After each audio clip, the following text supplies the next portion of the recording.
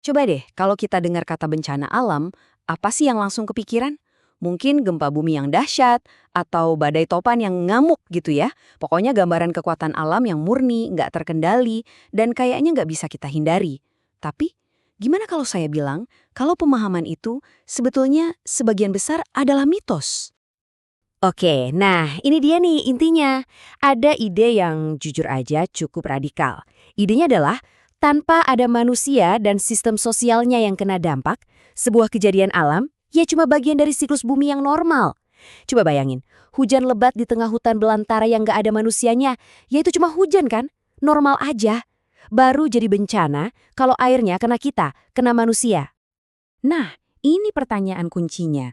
Soalnya kalau kita pakai kata alamiah, itu kesannya kayak cuci tangan gitu. Seolah-olah ini takdir, udah dari sananya, kita nggak bisa apa-apa. Padahal, seperti yang bakal kita lihat bareng-bareng, kenyataannya jauh lebih rumit. Dan yang paling penting sebetulnya jauh lebih bisa kita kendalikan. Bencana itu ibaratnya cuma puncak gunung es.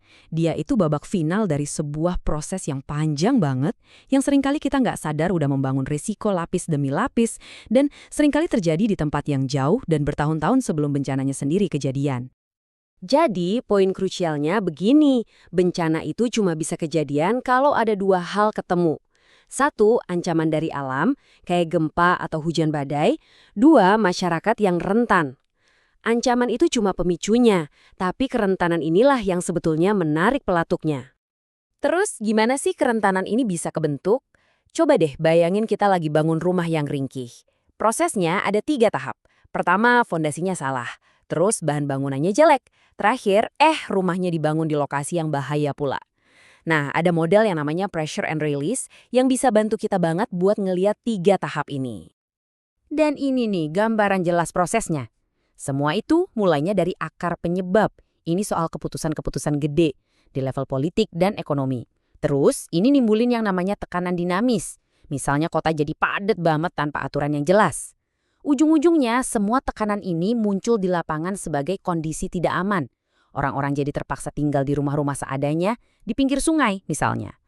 Jadi pas banjir datang, ya airnya cuma pemicu. Bencananya sendiri itu udah dibangun jauh-jauh hari, sama keputusan-keputusan manusia. Itulah kenapa ini bencana sosial, bukan bencana alam. Oke, dari teori sekarang kita coba lihat contoh nyatanya biar lebih kebayang.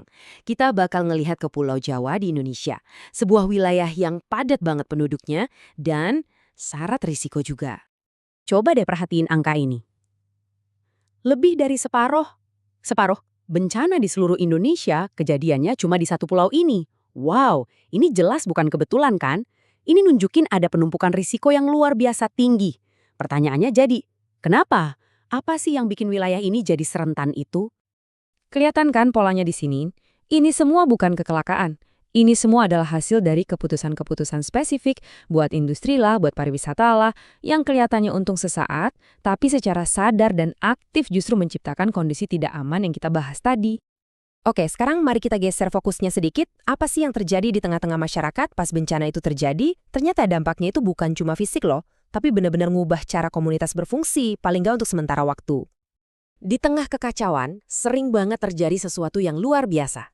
Aturan-aturan sosial yang biasanya kaku bisa luluh. Orang yang nggak saling kenal tiba-tiba saling bantu, saling berbagi informasi. Ini sisi lain dari krisis. Muncul kekuatan solidaritas manusia yang, wow, dahsyat banget. Tapi, nah ini dia, gelombang kebaikan spontan ini seringkali bertabrakan sama birokrasi dan prosedur formal. Jadi ada tantangan uniknya sendiri di lapangan. Oke, kita udah paham gimana bencana itu diciptakan, kita juga udah lihat dampaknya ke masyarakat. Terus solusinya gimana dong? Jawabannya ternyata bukan cuma soal bangun tanggul yang lebih tinggi atau teknologi yang lebih canggih, tapi soal membangun masyarakat yang lebih kuat, lebih berdaya, dan lebih adil. Nah, ini dia pergeseran pola pikir yang fundamental banget. Kita harus berhenti cuma nanya gimana cara kita nahan banjir. Dan mulai berani nanya, kenapa sih ada orang yang terpaksa harus tinggal di daerah rawan banjir? Nah, jawaban dari pertanyaan kedua inilah yang bakal ngebawa kita ke solusi yang sesungguhnya. Ini tentang pemberdayaan, keadilan, dan dengerin suara masyarakat itu sendiri. Dan semua ini ngebawa kita ke pertanyaan terakhir buat kita renungkan sama-sama. Coba pikirin deh lingkungan tempat tinggal Anda. Ada nggak jalan yang langgaran banjir? Ada nggak wilayah yang dianggap kurang aman? Mungkin di balik semua itu ada proses-proses sosial, ekonomi, dan politik yang udah bekerja selama bertahun-tahun tanpa kita sadari. Melihat kerentanan yang nggak kelihatan di sekitar kita ini adalah langkah pertamanya. Karena cuma dengan sadar bahwa bencana itu diciptakan, kita bisa mulai ngambil langkah buat berhenti menciptakannya lagi.